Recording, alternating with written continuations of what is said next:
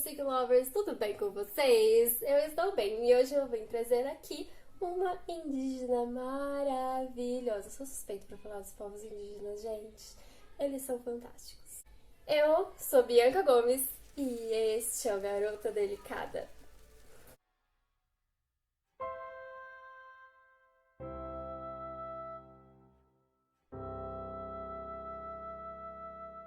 A figura de hoje é a Madalena Caramuru, a primeira brasileira a ser alfabetizada.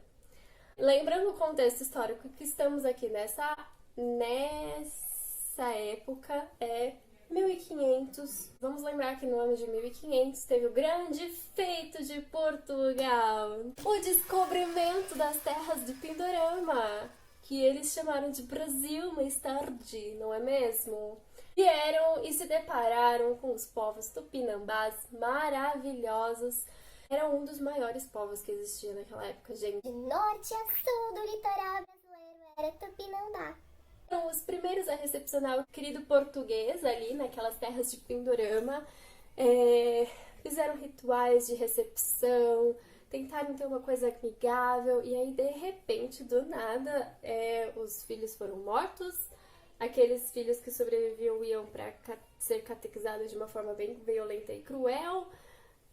As mulheres eram estupradas, aldeias eram queimadas. Então, tipo assim, Madalena Caramuru é uma indígena baiana, filha de um náufrago português, conhecido como Caramuru, e com uma indígena tupinambá, a indígena Paraguaçu.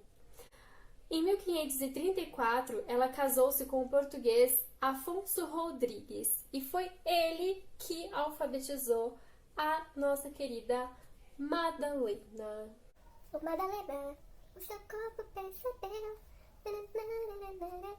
Assim que ela foi alfabetizada e descobriu Toda a história que tem nos livros do conhecimento. ela já percebia, eu acredito que ela já tinha uma visão de que não estavam tratando os povos dela com respeito. E agora que ela tinha o poder da pena e da escrita, ela podia ir atrás desses direitos. Então ela começou a lutar pelos direitos indígenas. Gente, em 1580 já tinha luta já dos povos indígenas, entendeu?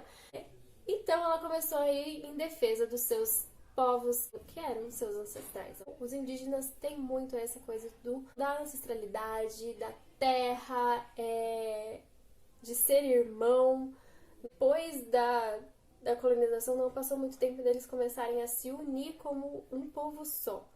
Em 1561, ela escreveu uma carta para o jesuíta, o padre Manuel Nóbrega, que veio junto com a expedição de José de Anchieta, foi um dos primeiros padres jesuítas a chegar ali, e pedindo o fim dos maus tratos às crianças indígenas.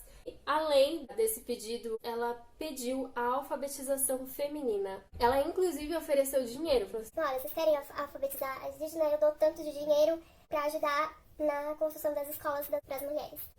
por que maus tratos da criança indígena? Porque para eles, a criança ela tem um papel fundamental na sociedade. A criança ela é vista como uma cidadã. Então, eles tratam a criança com um carinho tão grande. Sabe tudo que a gente está começando a estudar sobre comportamento, educação da criança há pouco tempo? De que não se pode castigar fisicamente, cuidado ao levantar a voz, como você trata com as crianças, deixar a criança se desenvolver, aquela autonomia da criança, tratar a criança não como um adulto, mas como um ser. Sabe tudo isso? Então, os indígenas já têm, de muitos anos. Então, para os indígenas em geral, ver as crianças sendo maltratadas do jeito que elas foram, era tipo uma desonra e machucava profundamente, porque elas eram livres, elas brincavam como elas queriam, do jeito que elas queriam, onde elas queriam. A única coisa que eles ficavam meio atentos eram os perigos que podia ter, né? Estamos falando de mata, mas não eram castigadas. Relatos que faziam o contraponto.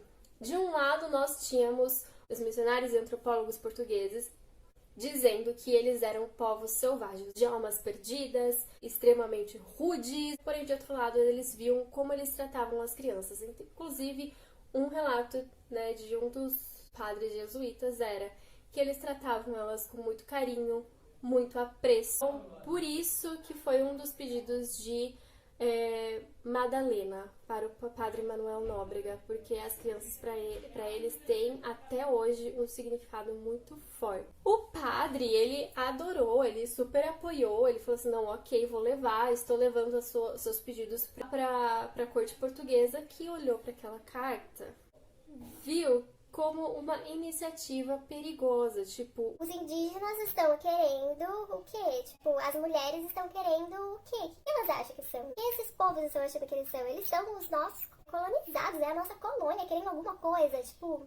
Porém, ela continuou lutando muito para conseguir tudo. Mas a gente sabe que a educação das mulheres foi apenas no século XVIII, que as meninas passaram a frequentar as escolas.